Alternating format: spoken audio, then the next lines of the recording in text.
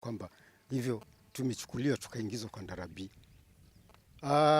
Vile tunavyojua ni kwamba mzee wangu walilalamika baada ya 82 kuona kwamba ndarabii imepata art title deed. Mzee walilalamika, mkutano ukafanyika pale Mwagodi na DC alikuwako, akasema kwamba kalamu ilitereza.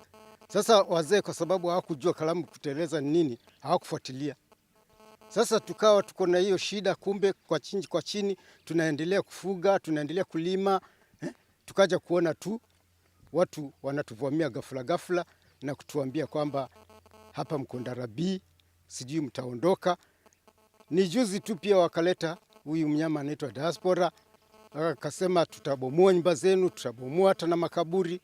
Na nikifikiria nikiwa na uchungu wa baba zangu, babu zangu na wajukuu na watoto wetu tumezika wengi tu hapa, na hati tubomoleo nyumba na pamoja na makaburi. Hapa kunaitwa Nanak na hii area yote imepakana Mengo na Ronge. Ronge boundary yake imeenda mpaka Makajini. Mahali kunaitwa Makajini ndio tumepakana na Wasagala. Wasagala wameanza na Ndara wakaja wakaunda kidogo kikosi cha Ndara B, ndicho hicho kikafika Makajini, tena ndio wametudhulumu, wanakuja mpaka hapa area hii yetu. Sasa tunashangaa. Tunatarajia kwamba ikiwezekana serikali iangalie hayo makao ya jadi, kwa maana sisi ni watu wa jadi tangu 1963, ni watu wa jadi tu kwa hii area. Tunalima, tunafuga na hatukuvamiwa na huyo mnyama wa ndarabii. Ningeomba mimi kama mzee, kwa sababu mimi nimetatizika, mpaka na watoto wangu wametatizika, hata na wajukuu wametatizika, na community yote kwa ujumla imetatizika kwa sababu ya hii mambo ya ndarabii. Serikali tunaomba tafadhali ihakikishe kwamba imegundua huo mpaka na irekebishe huo mpaka ili haki yetu ipatikane.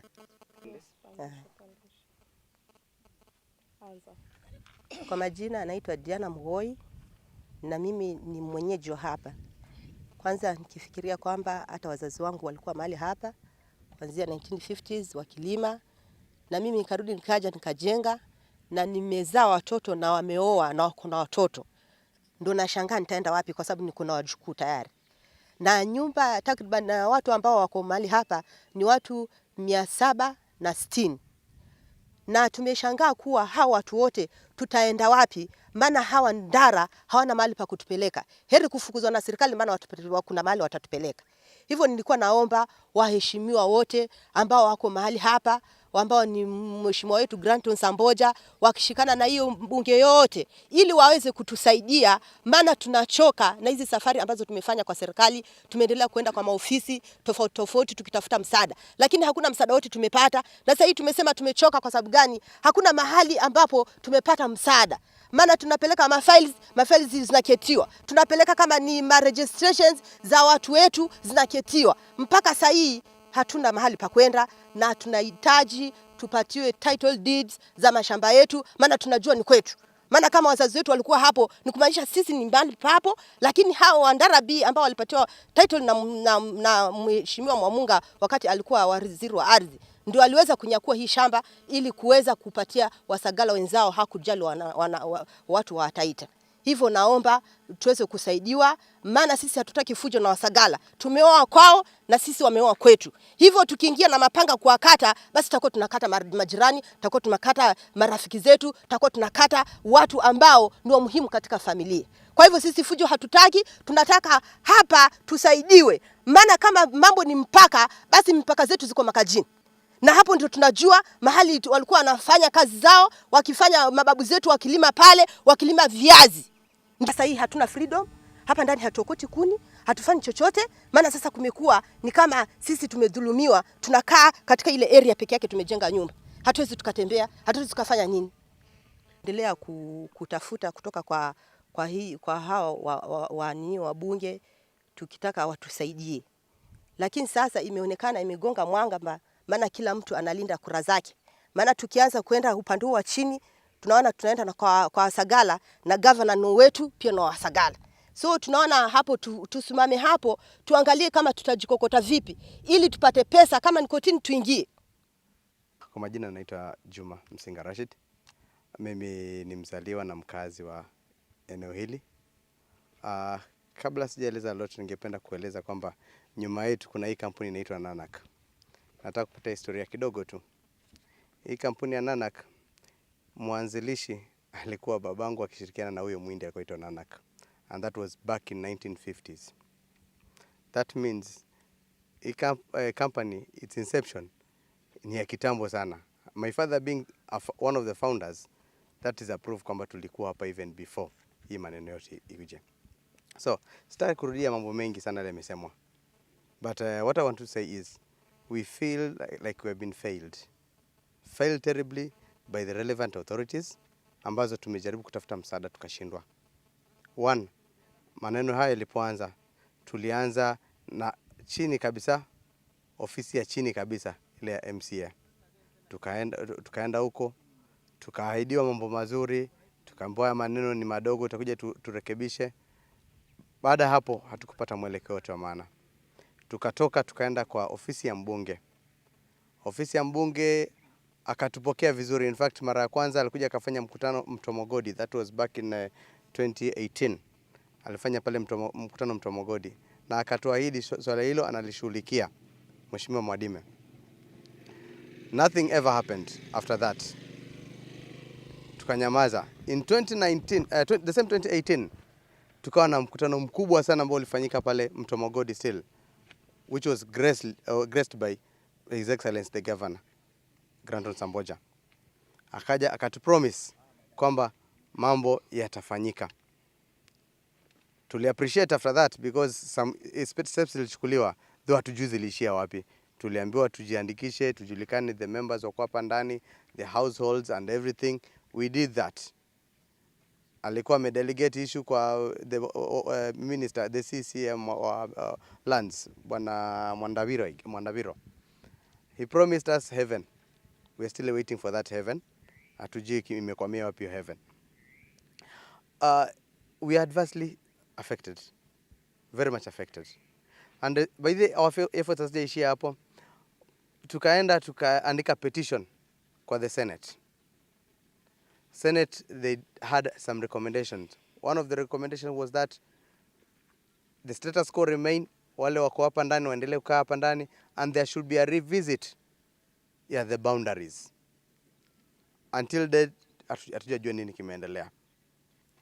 Hivi majuzi tu kulikuwa na tumeweka pressure nyingine, tukaandika another petition to the National Parliament, National Assembly, that is not the Senate anymore, the National Assembly.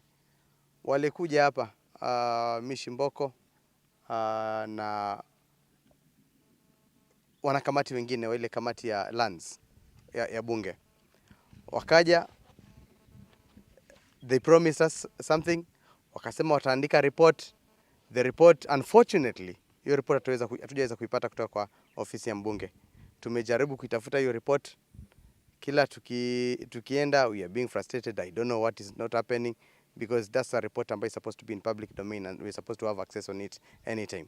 Si hatuelewi nini kinachoendelea. So Bwana Mwadime, mahali ulipo, we need that report ili tuweze kujua. However, I had a snake of it. And one of the recommendations was that kuna realignment of the boundaries. So we are simply requesting the government, tunaomba tu serikali itusaidie tu kufanya realignment ya mipaka. Secondly, we understand that right now kuna mambo ya restructuring of group ranches and turning them into community land. We also want to be recognized as a community and be allocated this portion as our own, because we actually own it.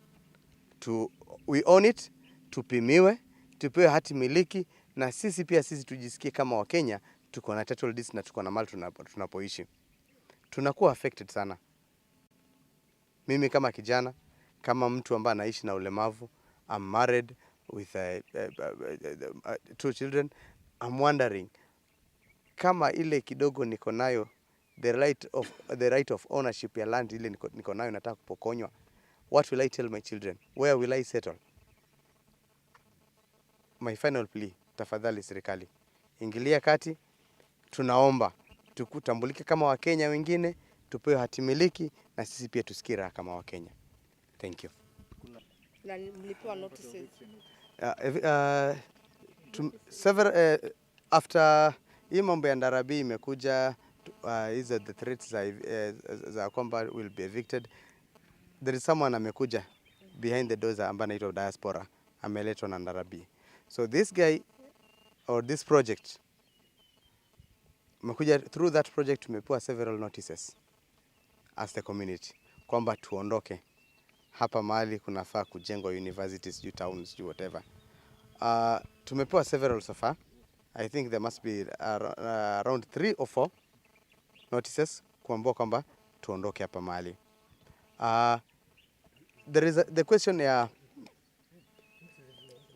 lands, the Minister of Lands.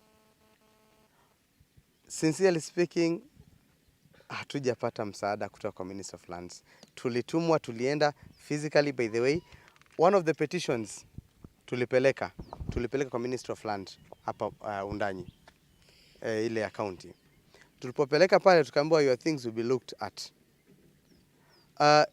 Secondly, the same Minister of Land ndio ilikuja allocate hii Ndarabi, ikaganywa Ndarabi /17 to give diaspora a go ahead waendelee na kazi. After kelele, tumepiga kelele, tukaandika petitions to the National Lands Commission. Ilipofika kule, that's when it was revoked. So hapa at county level, Minister of Land, we feel like it's a total letdown.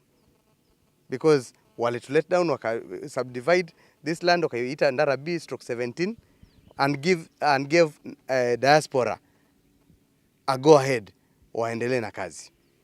As we speak right now, diaspora wameka hata kibao hapa barabarani pale kuashiria kwamba this area ni yao and that there's a project going on, which is very untrue. And not just untrue but unfair, because so many things stand unresolved.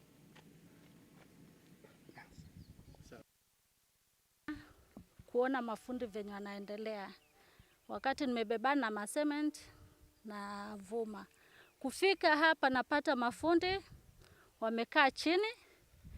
Mimi napata tu vumbi na watu walikuwa wengi. Yani karibu ya watu 20 na kitu. Nikataja mmoja ambaye ninaye mfahamu. Nikamuita, Mwandembo, mnaweza kunifanyia hivyo kweli? Kisha hawakujibu lolote na kutoka kwa upande wa fence badala ya kutokea na gate. Nikajaribu, yani hata kusimama kwenyewe nilishindwa, paka hata kule kuongea nao natetemeka nikiwa nashindwa. Jamani, hii corona yote nimeanza kazi nikiwa najenga na shida zote hizo, paka hali mahali nimefikia. Nimefika kwa lenta leo hii ndio mnakuja kunibomolea bila notice. Mbona hamkunipa notice kama kweli kulikuwa ni kwenu? Ama mbona hamkuchukua hatua yote ya kwenda hata kama kwa serikali nikaja nikasimamishwa kujenga? Sasa wakati huu mmenibomolea mimi, nifanye nini? Mimi kama mtu ambaye sina bwana, sina nini. Ni mimi mwenyewe ndo najisimamia na watoto wangu ndio hawa wawili. Ambao walikuwa hapa ni hawa wanajiita Ndarabi, ambapo ndio diaspora. Ambapo ndio sasa walikuwa wanang'ang'ana na kusema kuwa wanatutoa kwa nguvu.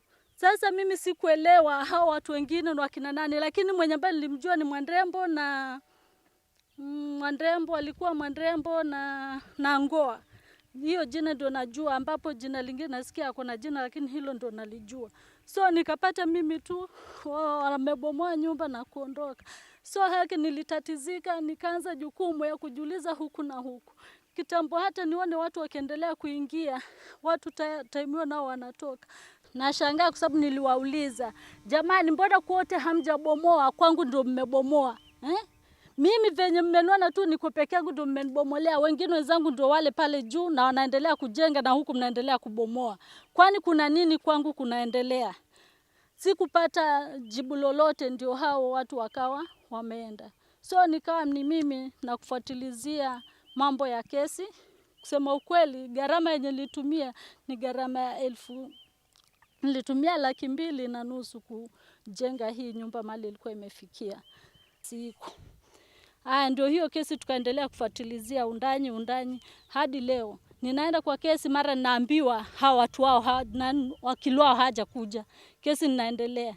Jamani, naomba msaada kwa sababu nikiangalia na watoto, ninafundisha watoto. Kila wakati kulipia mashahidi 4 fare kutoka undani paka huku Marve. Naongea mambo ya Mwagodi.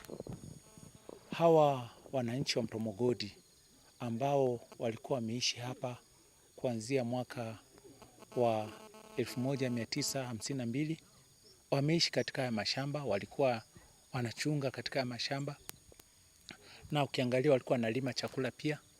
Lakini sasa wamefedheheka kwa sababu haya mashamba ambayo yalikuwa ni yao wamekuja wakapewa notice, na wengine hawajapewa notice za kuhama. Na pia utakuta kwamba zile infrastructure zao walikuwa wanajenga zimebomolewa, na wakaambiwa watoke hapo kwa sababu wanaambiwa kwamba hii eneo ya Mwagodi ama Nanak inasemekana ya kwamba imechukuliwa na diaspora. Na diaspora inatokana na wale viongozi ambao wametoka Ndarabi, wakasema ya kwamba hii sehemu ni yao kwao. Sasa wakasema kwamba wakafanya mkataba na Ndarabi, wakasema kwamba watawapatia hiyo shamba ili waweze kujenga diaspora university. Lakini sasa swali kubwa ambalo tumekuwa nalo ni hili: hawa watu wameishi tangu mwaka wa 1952, utawapeleka wapi? Maana sasa kama ni serikali ingekuwa imechukua hii shamba, serikali ingeweza kuwapeleka hawa watu katika eneo ambako wangekuwa compensated. Lakini hawa watu hawajakuwa compensated. Na ukiangalia hawa watu, wazazi wao ama familia zao, watu wao ambao wamekufa, wameweza kuzikwa katika makaburi ya hii mashamba. Lakini sasa leo ukiwaambia watoke, unataka waende wapi? Na ndio maana mimi kama kiongozi wa Mwatate, wameniita wakasema tutetee ili tuone tutasaidiwa namna gani. Tumejaribu kuwasaidia na court processing, na pia tumejaribu tukaona kwamba kuna court processes zinachukua muda mrefu. Maana kama vile mnavyojua, mambo ya mashamba, kesi za mashamba zinachukua miaka na miaka. Na tunataka hii jamii ambayo inajua historia nzuri waweze kufaidika, maana tunajua kwamba tukienda kotini hii kesi inaweza chukua hata miaka 100. Kwa hivyo kitu naomba ni kwamba serikali yetu, serikali kuu na serikali ya kaunti ianze kuhakikisha kwamba hawa wenzetu wameweza kuwa compensated, wameweza kurejeshwa mashamba yao ili waweze kuyatumia. Imekuwa namna gani? Kwa sababu haijahusisha public participation. Maana kama public participation wangehusishwa, watu wangesema kwamba tumekubali kutoa hii eneo ili iweze kutumika. Lakini sasa haitumiki. Kwa hivyo kitu naomba serikali yetu ya kaunti na serikali kuu ihakikishe kwamba imeweza kusaidia.